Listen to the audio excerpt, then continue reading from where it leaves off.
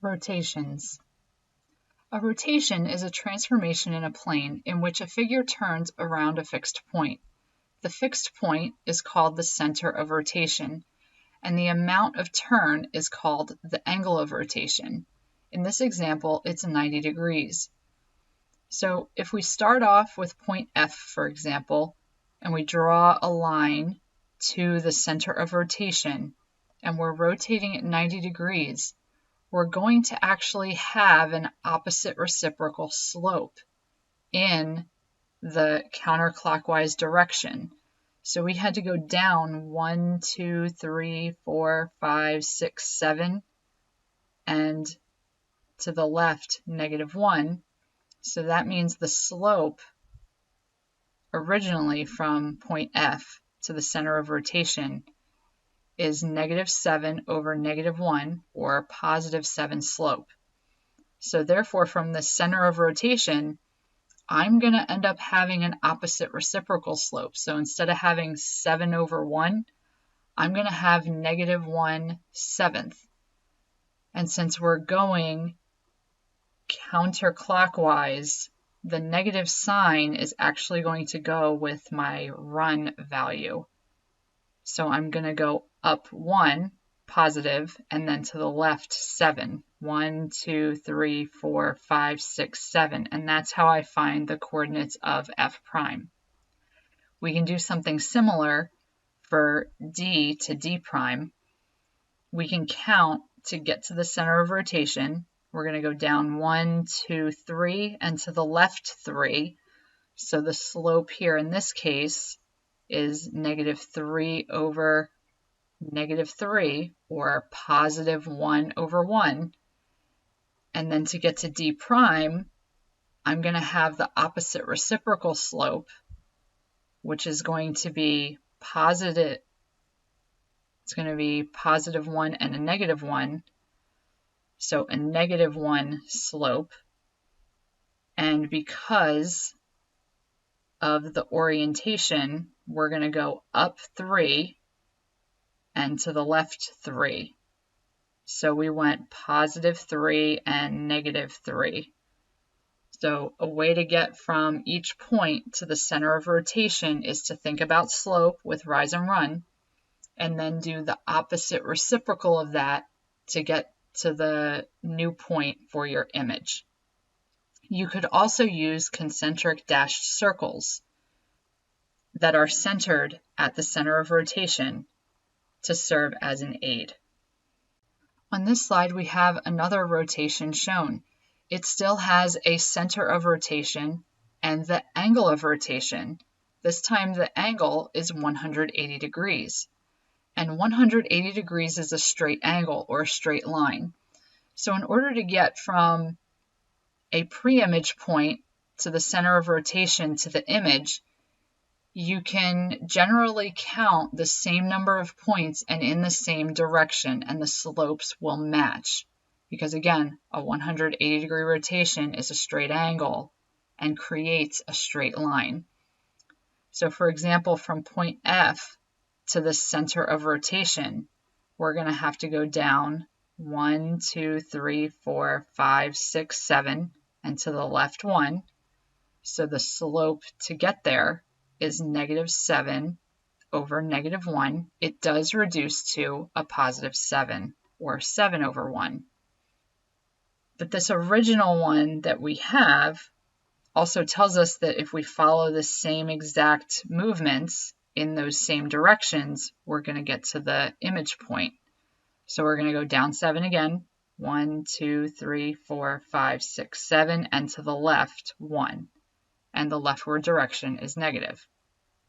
So you can use the original slope and use it again to get from the center of rotation to the image point. Let's do another one. Let's look at point D. So for point D, to get to the center of rotation, we're going to go down 1, 2, 3, and to the left 3. 1, 2, 3. So the slope here is -3 over -3, which does reduce to 1 as a slope. So the slope is still going to be 1, but we have to again go down 3 and to the left 3, 1, 2, 3, to get to D prime. A rotation preserves both distances and angles. Therefore, like translations and reflections, a rotation is a rigid transformation. The following are properties of rotations.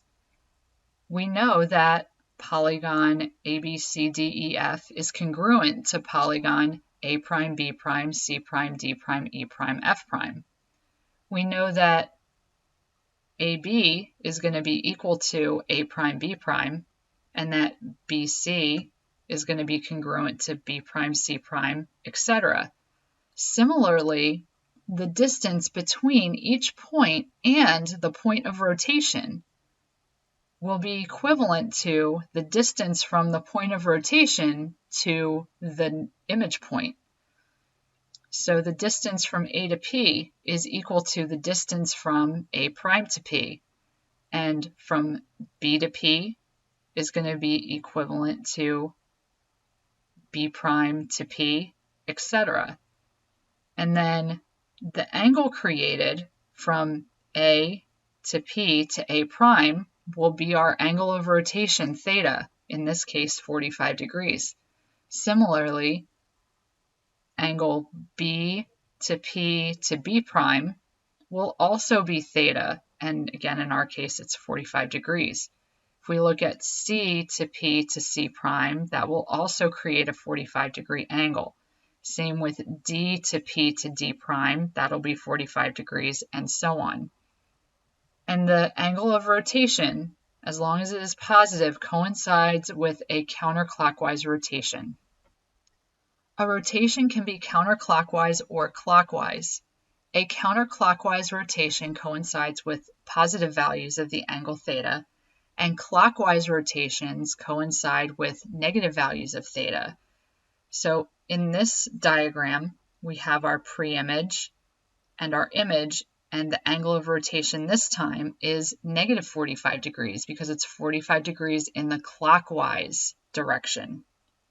Let's look closer at rotations through interactive graphics. If we click the Desmos icon or copy and paste this URL into our browser, it'll bring up this interactive graphic. You can see that we're starting with a 90-degree counterclockwise rotation, and as we increase the t value, it's continuing to rotate our L about the origin. We can also go clockwise or in the negative direction. Throughout this process, you can also see how the shape of the L does not change. Only the orientation and location of the vertices are being adjusted. A counterclockwise rotation of x degrees about point P is written as lowercase r. Remember, capital R was a reflection, so this lowercase r signifies rotation. And then in parentheses and in subscript, we have x degrees, comma, P, our point of rotation.